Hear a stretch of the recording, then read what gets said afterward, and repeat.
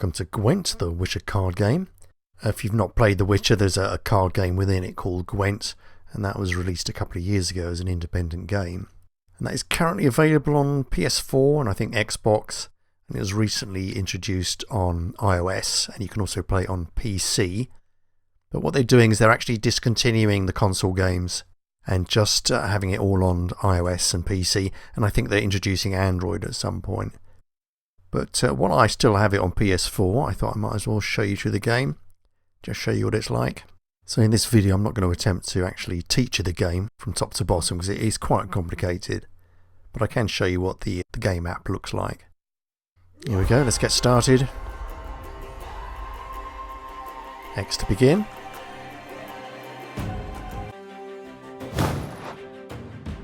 Right, this screen is just showing us some bits and pieces here. On the left hand side you see there's a diamond with 0 out of 6 on it, and that is your first daily quest. You will get a reward for actually winning 6 rounds. So that's not 6 matches, that's 6 rounds. So each match is the best of 2 out of 3. So you could actually make up that 6 by winning 3 games outright, or you could do it by losing 6 matches, but within each match winning at least 1 round. In the middle you've got like a little, I don't really call it, like stained glass window avatar sort of thing, and that slowly builds up as you win games. That's just like a little prize. And on the right hand side we've got a 3, and that is my current level. I've mostly been playing on iOS. I haven't been playing much at all on the PS4 game, so that is a very low level indeed.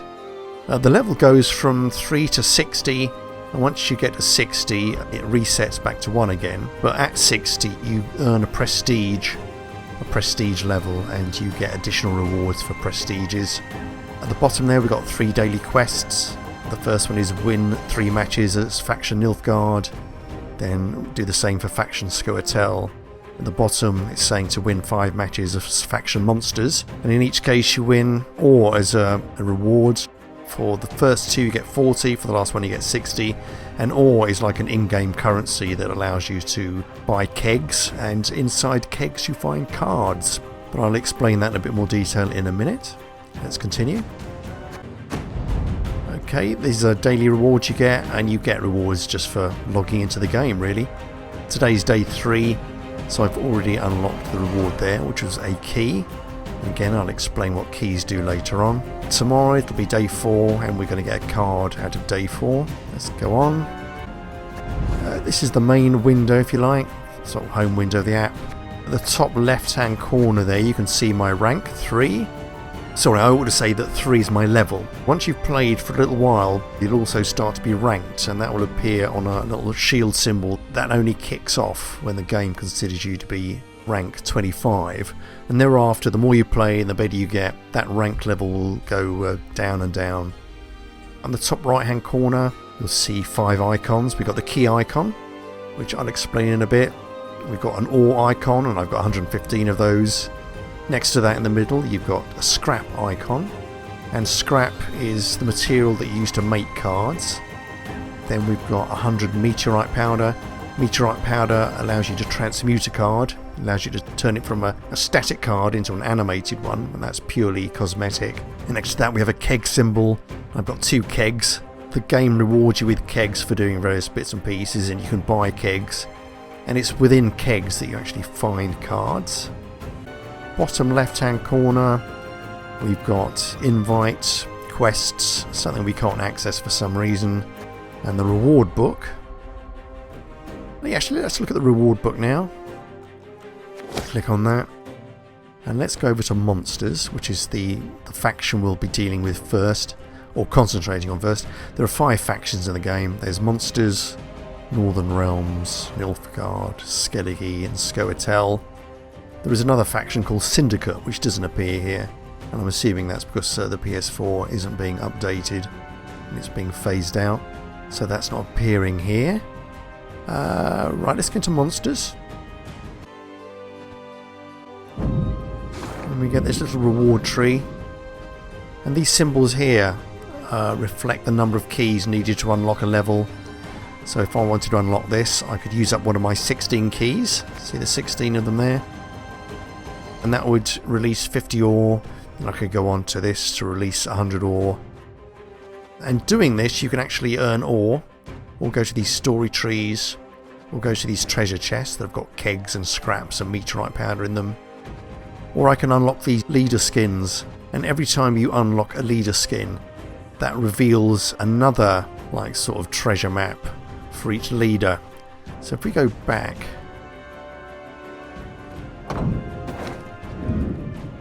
we've got those like little treasure maps for monsters, Northern Realms, Nilfgaard, Skellige and Scoia'tael. And then once we unlock a leader, then we see that has got its own little tree. So there's lots to do, lots to unlock. Let's come out. Let's go to play. If I hit play, yeah, in the iOS game there's an additional level here. There's an arena level, which is a tournament option. Classic is where, well, a classic match, the game will match you up with a player of a similar level to your good self. And there's training where you can actually play the game if you want to just practice. But let's come out. Let's go to the shop. Ahoy, hoy, human friend! This is Shupe shop, and the Shupe is, I think, an ice troll or something. This is where we can buy various bits and pieces. We can buy cards, kegs here. On the iOS you can actually buy kegs for real money. But again, because this is the PS4 and it's not being updated, they seems to have abandoned that idea for the PS4. And there's various things you can buy. I can buy Nilfgaard keg, a monster keg, Novigrad keg. Novigrad keg has mostly Syndicate cards in it, which is a bit weird since we don't have Syndicate in this game. Got Iron Judgment, Crimson Curse, which is vampire themed. And that's the base set keg. That's just the base cards. But let's come out. What we'll do, we'll exit this. What we'll do, we'll go over to, come on. There we go, to the reward book. And we'll open some nodes in Monster. And that'll get us some ore and get us some kegs, hopefully. So like I said, we've got 16 keys. Let's open this here. Very nice. Early on in the game you get loads of these contract completed things. Loads and loads of them, and they reward you with ore or kegs, etc. or keys. So your progress early on in the game is really fast, because you basically win prizes for doing everything. This is a story node, so we can see a bit of lore appearing on the left hand side. It's quite fun. Let's open this door there. Lovely. We got a treasure chest, super. And we're going to get 2 monster kegs out of that. 160 scraps and 120 meteorite powder, so let's open that. Super. Again, I've completed another contract. I don't know what that is. Let's close. Ooh, I don't have enough to open this, unfortunately. That's a shame. Let's save those 4 keys, because hopefully when we get 6 we'll be able to come back to this. Anyway, let's go back. Close. Now, how do we look at our rewards? When I saying claim at the top there, do my rewards. There we go. Ooh. So I got a key for completing that contract, which is ink markings, which is, I think, opening the first story node. Ooh.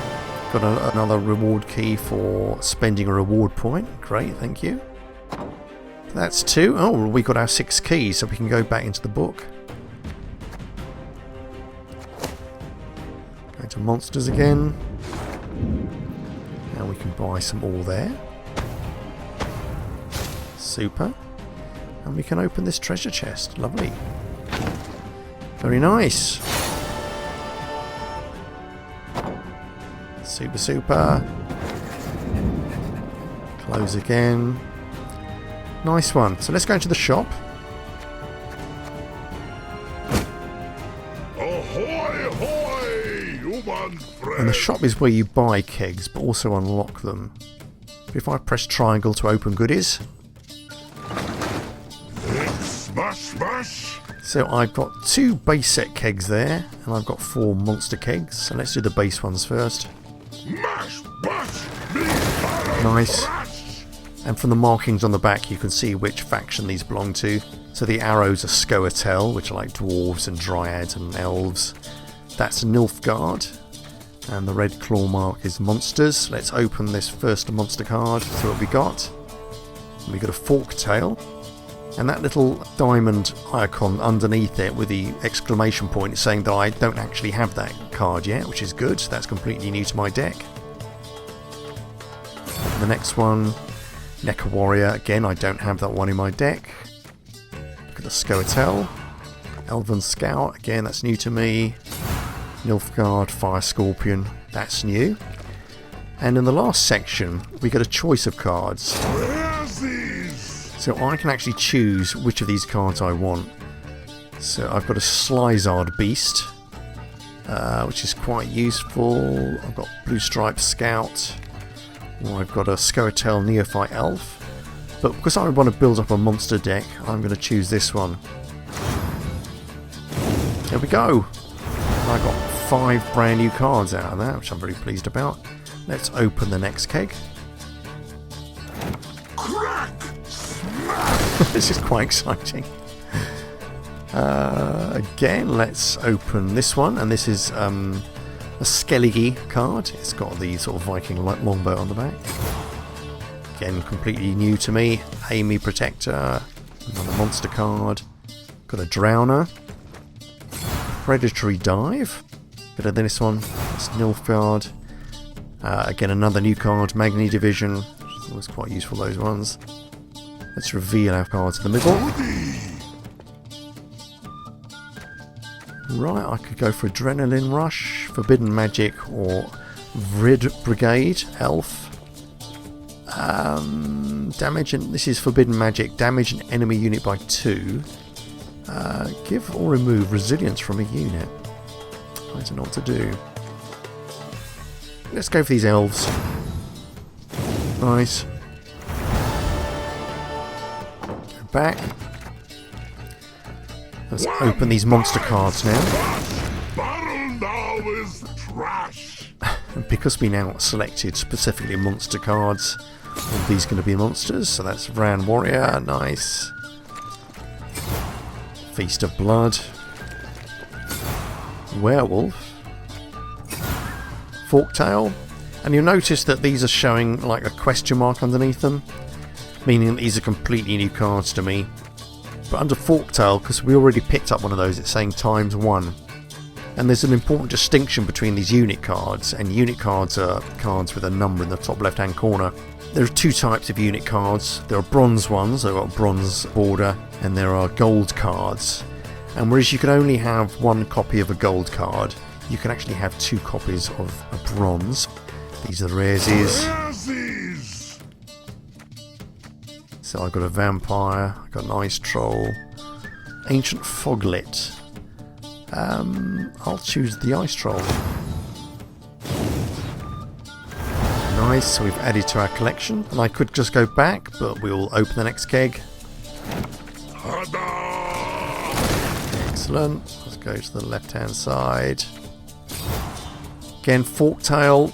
I've already got 2 of these cards. I can't take any more. Well, the game has given me an extra one, which means that I'll have to break down the extra one. But in breaking down a card, you do actually earn scraps to build new cards, so it's not a total loss. Cockatrice, new to me. Kikimor Worker, new to me again. Alp, they're quite good. Go to the middle. Wow, wow. These are all quite fun. So I've got a Relic card, Wild Hunt card. Another Wild Hunt Warrior, Ilmarith. Damage unit by 1, damage unit by 2. Ooh, let's go for that one.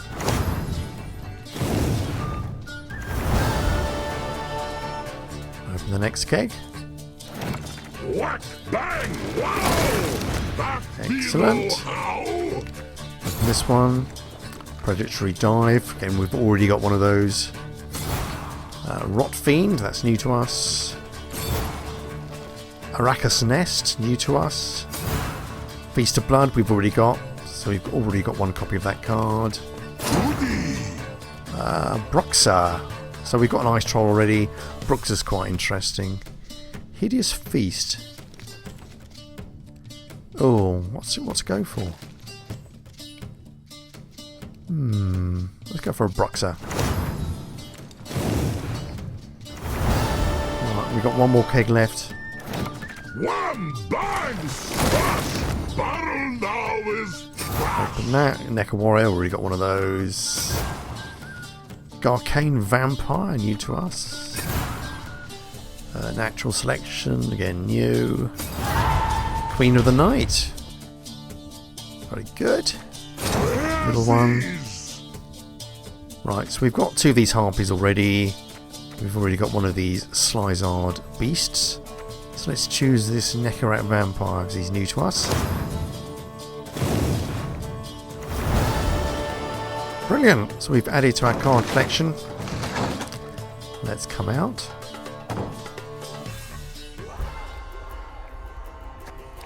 Right, let's go to Deck Builder.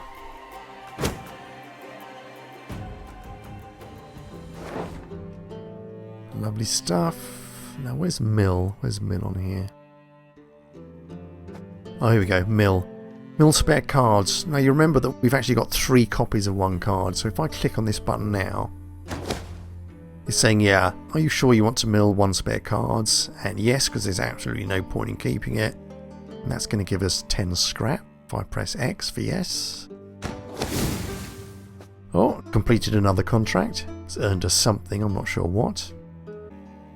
What we can do here, we can actually build new decks. We start out with 5 starter decks. We've got the Monster starter deck, Skellige starter deck, Nilfgaard, Northern Realms, Scoia'tael. I can build a new deck, or I can actually just change one of the existing ones. Let's go for a new deck. So we have to choose our faction first, and we're going to go for a monster deck. And now we have to choose a leader ability, and there are 6 for each leader. Carapace means that I can boost an allied unit by 3 and give it a shield. And I can do that twice. Force of Nature is a bit simpler. That means I can just boost a unit in my hand by 8. There's various other ones down here. But I will choose Force of Nature. It's always quite handy. Right. Now at the top here we've got 3 figures. We've got 25, 13 and 166. 25 refers to the size of the deck. There's a minimum size of 25, so I have to have 25 cards in my deck. And as a minimum, 13 of those have to be unit cards. And to explain what a unit card is, a unit card is anything that's got a number in the top left hand corner. So Old Spear Tip, Ogroid is a unit card. Whereas this one, which is Blue Dream, that's not a unit card, that's a spell. That's got like a little fire emblem in the top left hand corner. Vigo's Muzzle, again, is another type of spell. Lock an enemy unit with 5 or less power and seize it. Doesn't count as a unit. At the top here we've got, where are we? There we go. I've got Max 166, and that refers to the provision score. Again, if we look at these cards again. So this unit card has got a unit number in the top left hand corner, got a value of 12, but in the bottom right hand corner you've got another number, that's the provision number, that's 14 in this case. And what that means is that a deck has to be quite balanced. If you didn't have a provision limit, then you could just stuff your deck with really high powered cards, because normally, well, as a general rule, the higher the provision cost, the more powerful a card is.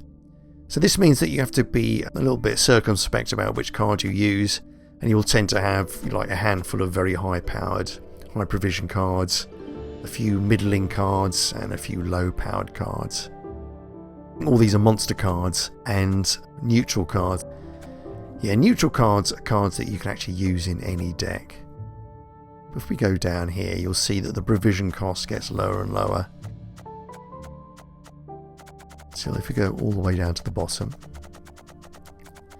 and all the way down,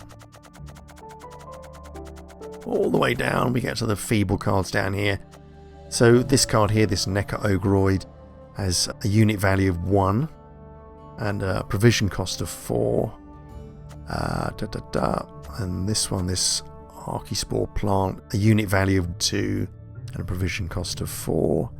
And for the Archispore, when you deploy it, it damages a random enemy unit by 2. They're quite handy actually. Let's pick both of those. So I'm just going to press X to add both of those. And again, because this is a bronze card, I can actually have 2 copies of that in my deck. We've got our Bruxa. Let's choose her. I only actually have 1 copy of the Bruxa. I could have 2. In fact, what I might do is craft another copy of that. So if I press square to craft, and to craft that card will cost me 80 scrap. You've got the cost down at the bottom there. So to craft it is 80, and to transmute it to the animated version would cost me 200 meteorite powder.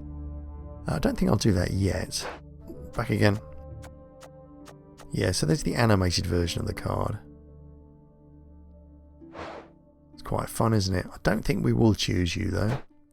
Let's just go and craft this one for minus 80 scraps. Are you sure you wish to craft the Bruxa card for 80 scrap? Go yes. Nice. Let's go back. So I've got another copy of that now. Let's add those to the deck. What else have we got? You see most of these cards are greyed out because I don't have any copies at all.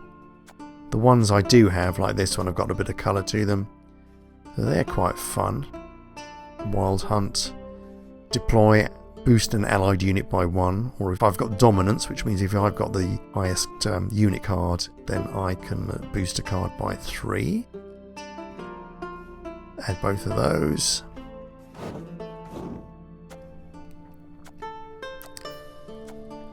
What else do we want? Let's go up a little bit.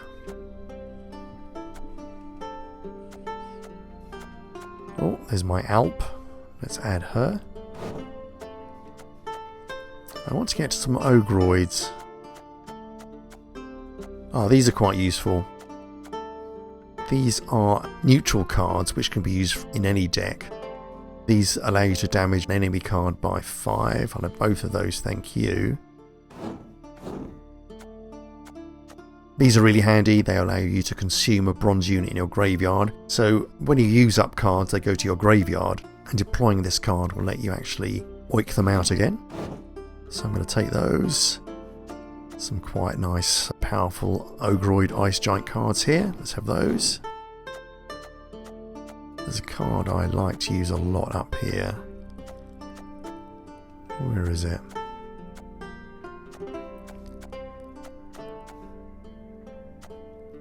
Lock, that's quite handy. Take you. You notice we're up in the realms of the gold cards here. All these cards have got a gold board around them, so we can only ever have 1 copy of these cards.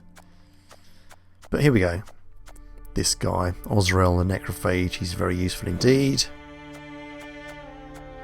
And there are some quite powerful ogres at the top here that I want to grab. Where are they? Old Spear Tip I want. Where is he? Oh, take Old Spear Tip. What else should we choose? I haven't got that many scraps, so if I want to make more cards, I'm going to have to be a bit careful. Let's go back down again. Yeah, the most expensive cards cost 800 scraps to make. I think the cheapest are about 30. So if I wanted to make one of these things, for example, that would just cost me 80. But I don't really want you.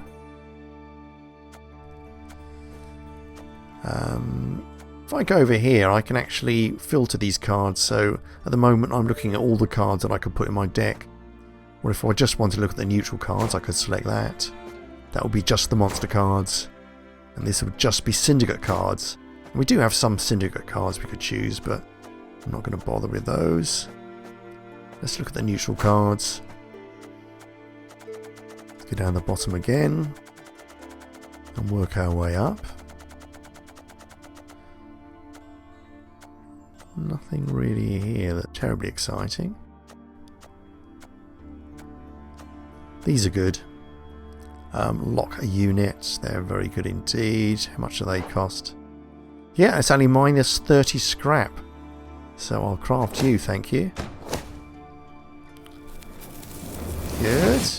And I think I can get another one of you, can't I? Yes. Because these are bronze, you can have 2 copies. Let's come out. Let's add those to my new deck over here. There's a little bear. Well, it's 2 of those. Might as well have both of them. I don't really want this one. This allows you to damage an enemy unit by 1 4 times, but you can only use it once per turn. It's a bit limited. This is good. Lacerate, damage all units on a row by 2. Very good indeed. Boost is quite fun. Boosting an allied unit by 3. Let's take that. Again, this is called an artifact, and that's got like a little goblet symbol in the top left hand corner. So that doesn't count as a unit, but it counts as one of your cards, obviously. What else have we got here? Nothing much. Again, I'm getting into the realms of the really expensive cards, so I couldn't craft those anyway, even if I wanted to. Not at the moment. Let's go to monsters. Let's go back down again.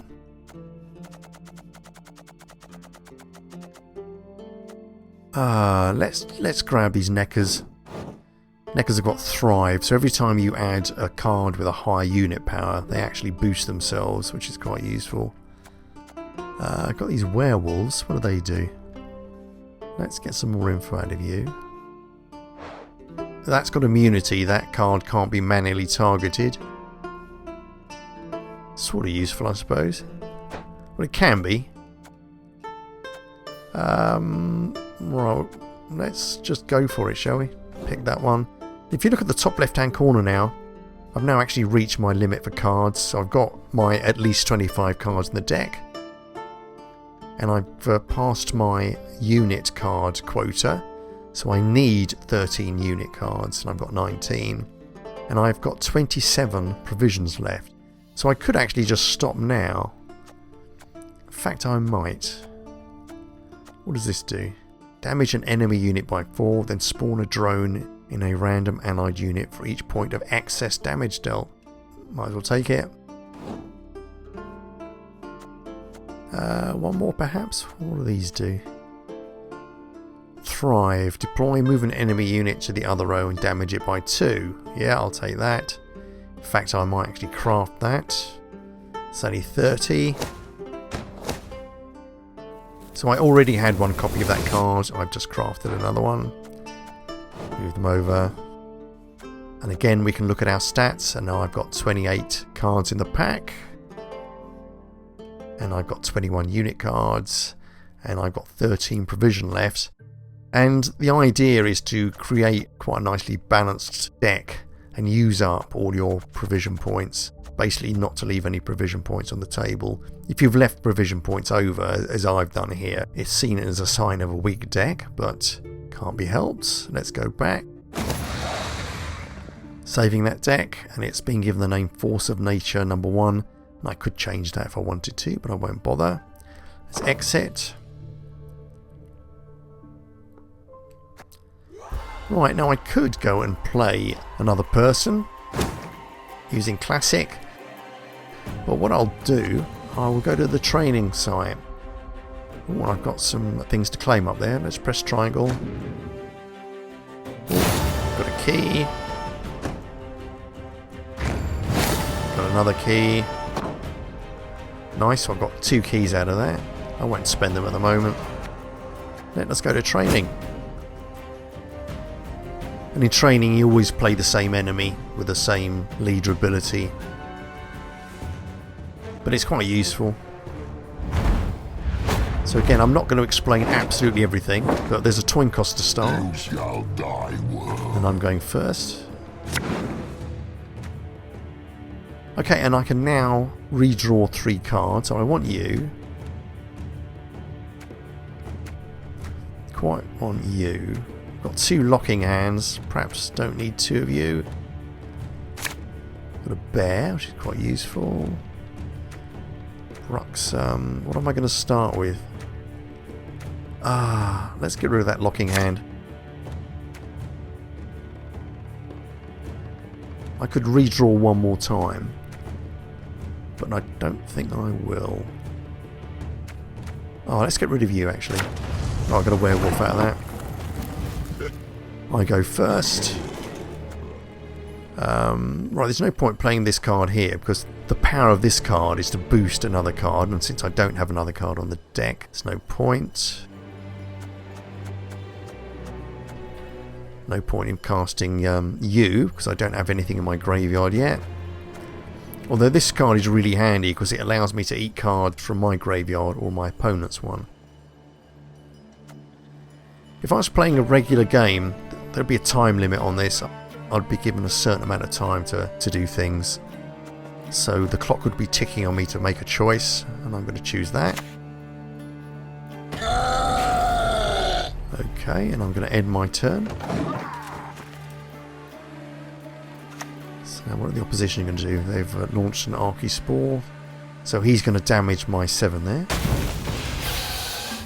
Pretty unpleasant. And now the opposing leader is using his ability, which is to generate all these drones, for whatever reason. Remember that my ability is to boost one of my cards by 8. This is called Tactical Advantage, and if you start a match you always get it, and this allows you to boost a card, so I'm going to choose that now. I'm going to boost this by 5 to bring it up to 10. What should we do now? We can now start attacking cards, so I'll bring out my Bruxer. Let's deploy that. The game automatically places it, and it's saying which card do I want to attack, and because I'm going to give a card bleeding for 2 turns, its point is getting that to bleed for 2 turns because it's only got a value of 1, so I'll go for you. At this stage the game is asking me to manually end the turn, and that's because I haven't actually used my leader ability yet. Once I use my leader ability, then once I've played a card, the game won't ask me to end a turn, it'll just do it automatically.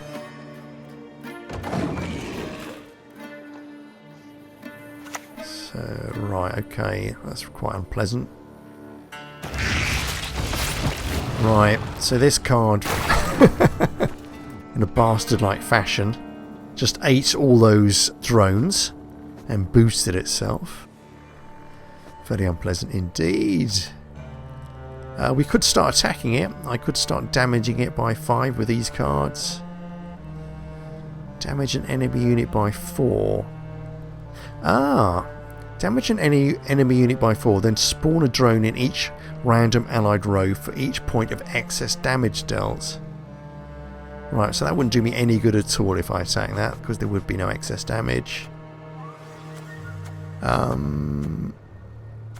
Let's get a Thrive out. We should have got this Thrive out earlier, to be honest with you. There we go. And when I deploy, this little friend comes with it. But now, every time I bring out a more powerful card, these fellas will boost themselves. And really, that's what I should have started out with, those two. A bit stupid of me, really. Anyway, let's end this turn.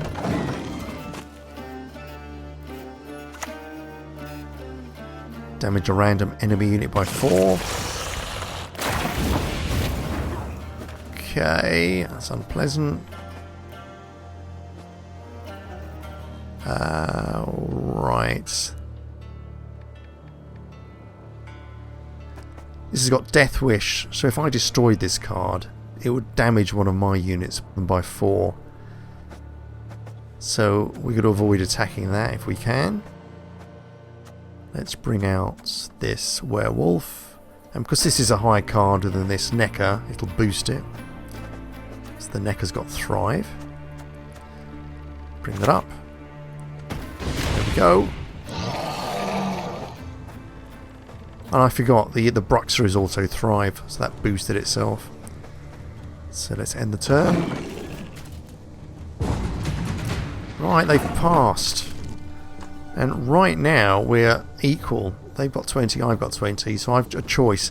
I can either play a card and get the advantage and win this round, or I could just pass and this would just be a draw this particular round. Remember, it's best of 2 out of 3. What I will do, I'll just win this round. And I will get out the Wild Hunt Navigator. When I deploy this, I can boost an allied unit by 1. Oh, I haven't got dominance though, have I? Damn. I was looking at my Ogroid here at number 10. I'm thinking I had dominance, but of course I don't. That bloody card up there, that number 16, that's got dominance. However, that's the least useful of my cards. I should just bring that out. I will boost that by 1, which means I've now got 24 as opposed to their 20. So if I end the turn and then pass, I've won. There you go, I've won the round. But now I'm a few cards down, which is bad. They've got what? 7 cards and I've got 5. Okay, not a particularly brilliant assortment here. I can't remember what. Actually, they've got some quite good cards in their. They've got some quite good cards in their graveyards, and I've got that Ogroid, which is level 7, or had a value of 7, so I could resuscitate that. This isn't too bad, actually. What I will do, I will keep with these cards. I won't have any redraws at all.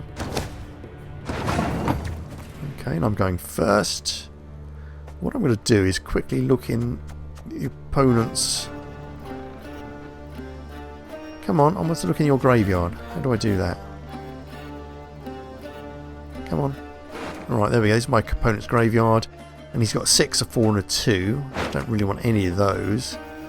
Whereas I've got a 7, which is my highest card. So I will deploy. Come on. I will deploy that into my ranged row. I should explain there's 2 rows here. There's the ranged row here, and there's a melee row. And they've got a melee row and a ranged row.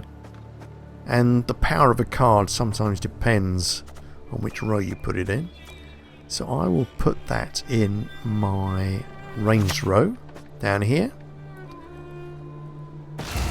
And now I can choose of these cards which ones to resurrect, or rather, I mean, I take its power, don't really resurrect it. So I'm going to select my Ice Giant. That immediately jumps up to an 8. Started out as a 1, Ice level 7 card, and it's gone up to an 8 now. So let's end the turn.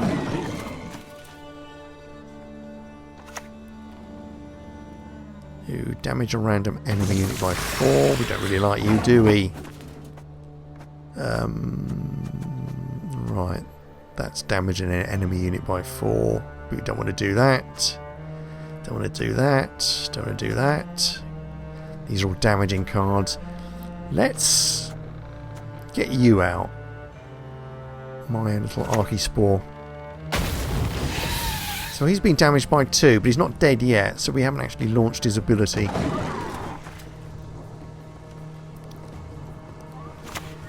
Okay, this is Death Wish Harpy's Egg. Again, if I kill that card, that'll launch a Harpy. I don't want to do that, so we'll leave it alone. Let's get a bear out. Nice neutral card in turn. I want my opponent to give me a card I can attack in some way. Right, trigger a bronze allied unit's Death Wish ability. So that's not good. Not good at all. Yeah, what that did, it ate that that other card, which launched the Death Wish ability of damaging one of my cards by 4. Quite unpleasant. But he can't do anything more at the moment. Ah, damn it. I could just kill it off, I suppose. Actually, there's no real advantage to me spawning drones in my rows, so I'll just use this, I think. Let's just kill that off. Then turn. See, I've only got 4 cards left. And the other bastard's got, what, 7? Yeah, he got 7. Damn. Right, so the ability of that card was to trigger a bronze allied unit's death wish ability, which was to spawn Harpy. Which it did. We can actually kill that Harpy now, though. There's no penalty for killing that off. Azur's Thunder. With you. Turn. But he's still got a lot of cards left. Boost an allied death wish unit by 3. You wouldn't want to hurt us. That's not good. Let's bring out Bear.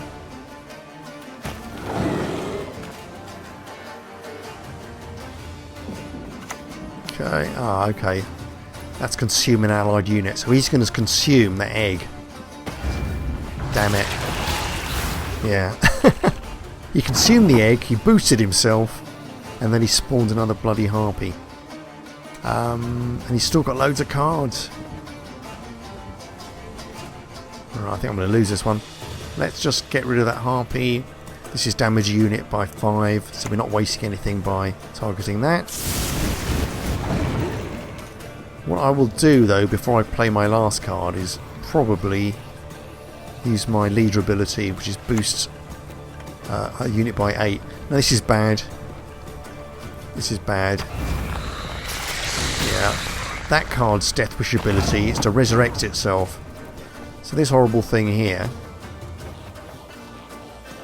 This, where is it? This ruin, no, where we go? This Kran. Its ability is to eat other cards and consume them and take their points. So the next time round he's going to eat that one again, gain 4 points, and this thing is just going to resurrect again. So there's no real chance of me winning whatsoever, to be honest with you, even if I use my leader ability, so I'm just going to pass. So I've lost that one. Damn. Yeah, he's passed. He's won. Okay, and he goes into the next round with a 2-card advantage again. So there's a good chance I'm going to lose this. These are all fairly feeble cards, I'm afraid. Better? Not great. Ah, right. I can't remember what you do. Whenever a unit is destroyed during your turn, boost self by 1.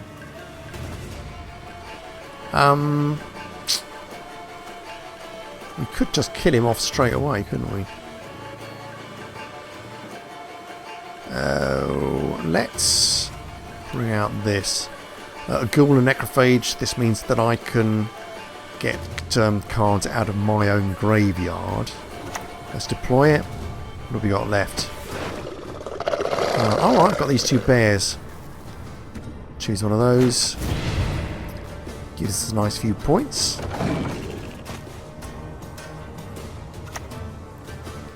Whenever you play a unit with Death Wish, trigger its Death Wish ability. That sounds dangerous. Let's kill that off. Yep. Come on, why can't I kill it? Damn, it's Lacerate. So that's not the Killer 5 card. That's damage all units in a row by 2. Quite irritating. Let's lock that instead. Deploy it. Come on, deploy.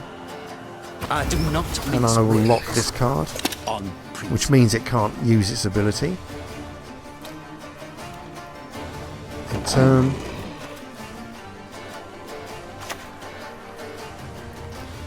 Summon this unit from the graveyard to the same row, boost it by 4. I really like you.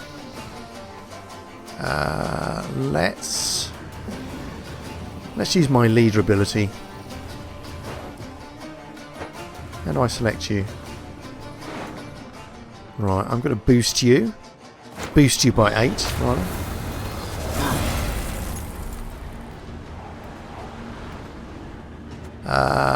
Let's get old Bruxer up. Sorry, Alp. Which is given enemy unit bleeding for 4 turns, so some of its ability is going to be wasted, unfortunately.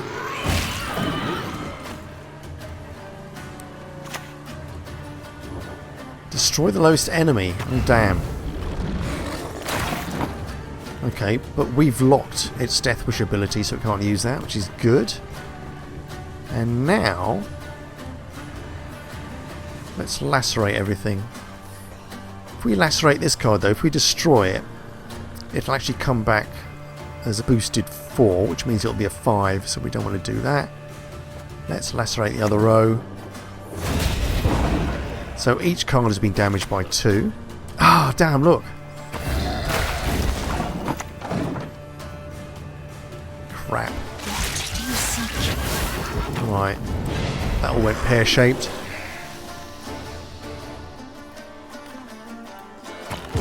There we go, I've lost overall. So it's the best out of 3. I won the first round, which meant that the opposition had to win the next 2 rounds. The good thing though is your level increases with all the games you play. All the experience you get actually increases your level, and your rank will also increase as long as you win at least 1 round in a game. So anyway, that was a bit garbled, I'm afraid. I got myself a bit confused. Partly because it's quite different playing this on PS4 to iOS. It's much easier just tapping the screen. But I think that's a fairly comprehensive overview of the game. The iOS version or the PC version, it will look slightly different, but essentially the same. Anyhow, I hope you enjoyed that, I hope you found it useful, and I hope you come back to the channel very soon. And until I see you again, I shall say goodbye. Okay, cheerio.